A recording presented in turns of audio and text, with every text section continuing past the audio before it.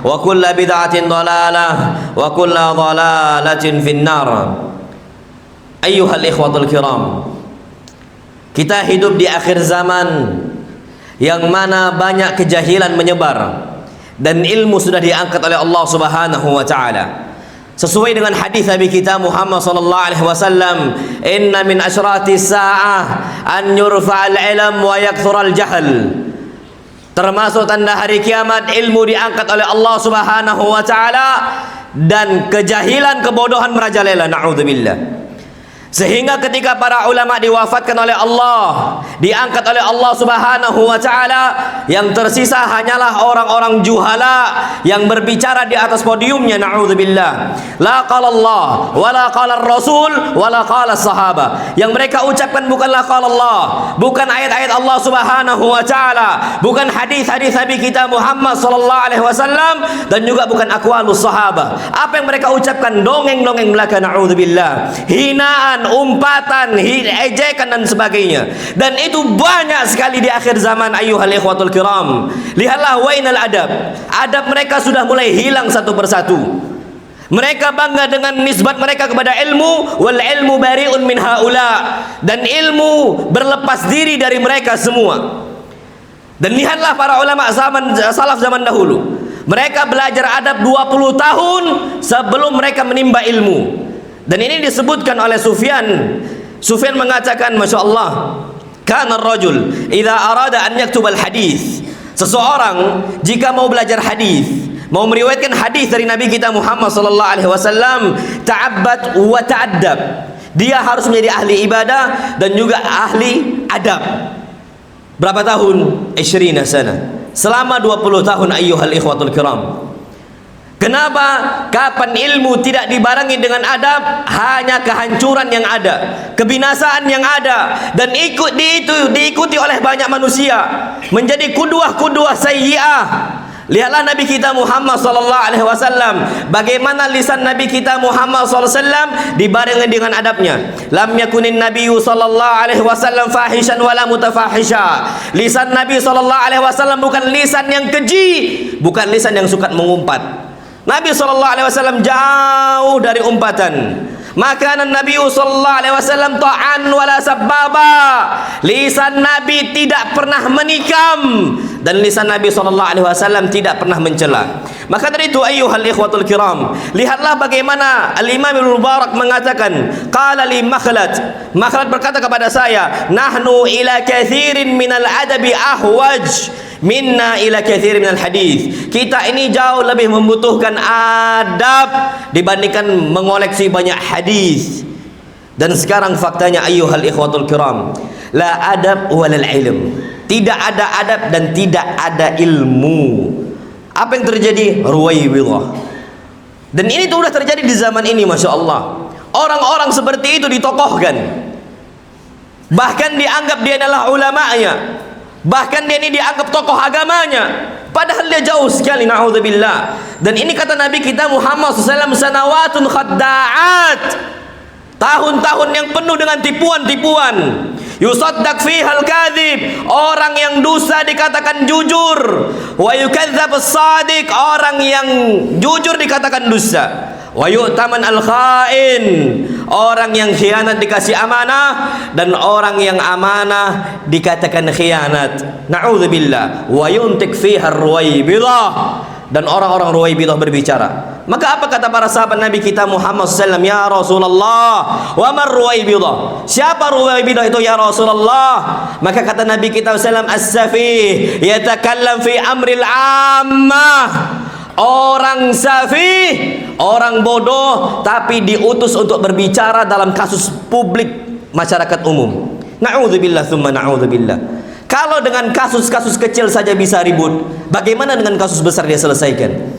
Maka dari itu ayyuhal ikhwatul kiram, dari zaman ke zaman kita ini sebelum menuntut ilmu, lihat siapa guru kita, lihat siapa syekh kita, siapa ulama-ulama kita yang mau kita timba ilmunya.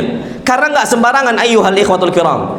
Dulu itu mereka menuntut ilmu dengan secara spesifik. Mereka lihat bagaimana sholat gurunya, sedekah gurunya, adab gurunya, lisan gurunya, gerak-gerik gurunya, itu dilihat oleh mereka semua. Kalau seandainya kita ini asal menimba ilmu dari orang siapa saja, maka kita akan binasa.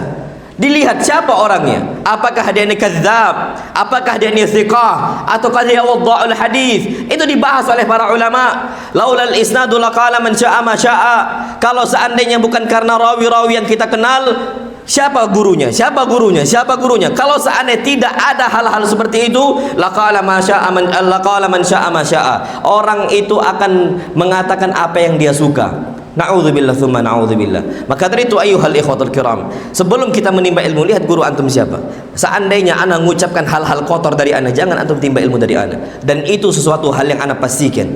Kalau seandainya kita ini berbicara hal-hal yang menghinakan, jangan antum duduk di majelis kita. Na'udzubillah. Kenapa? Al-Qur'anu hujjatun laka aw 'alaik. Al-Qur'an inilah hujjah laka yang membela engkau, atau hujjatun 'alaik, atau hujjah yang bisa menekan kita pada hari kiamat ayyuhal ikhwatul kiram.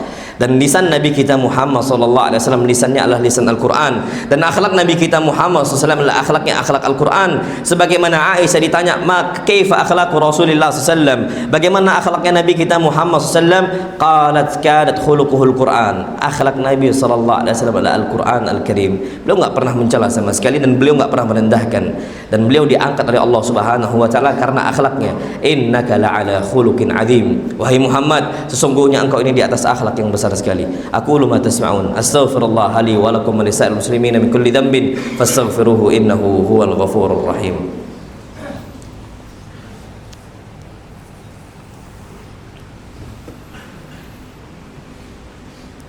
Alhamdulillah wassalatu wassalamu ala Rasulillah. Ayyuhal ikhwatul kiram, dan ini nasihat ana untuk seluruh para penuntut ilmu yang suka kajian, yang senang untuk menimba ilmu. Ana nasihatkan, jangan antum remehkan adab.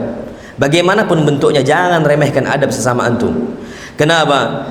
Disebutkan oleh Ibnu Mubarak, man tahawana bil adabi uqiba bi hirmanis sunan. Betapa banyak orang-orang yang dicegah oleh Allah untuk mengerjakan hal-hal sunnah-sunnahnya karena sebabnya tidak lagi ada adab.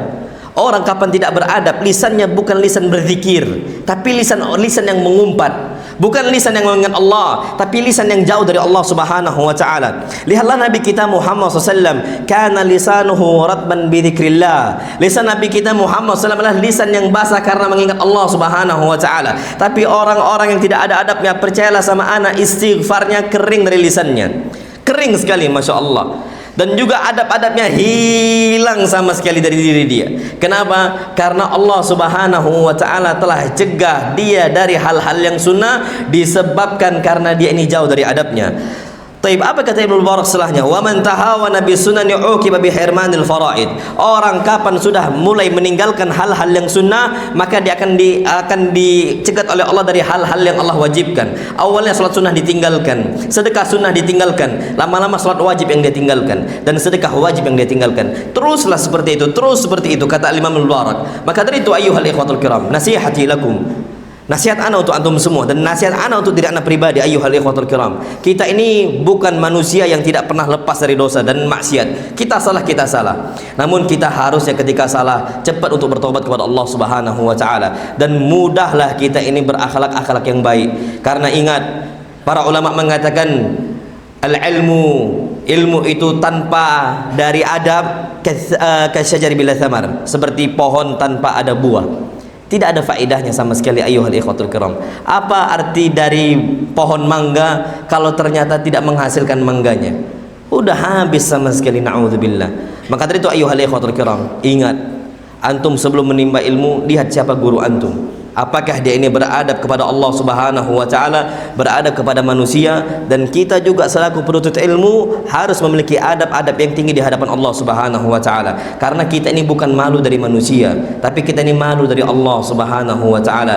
Bukan seperti orang-orang munafik, kapan diingatkan manusia baru tegak, tapi kapan diingatkan oleh Allah Subhanahu wa taala dia enggak berubah.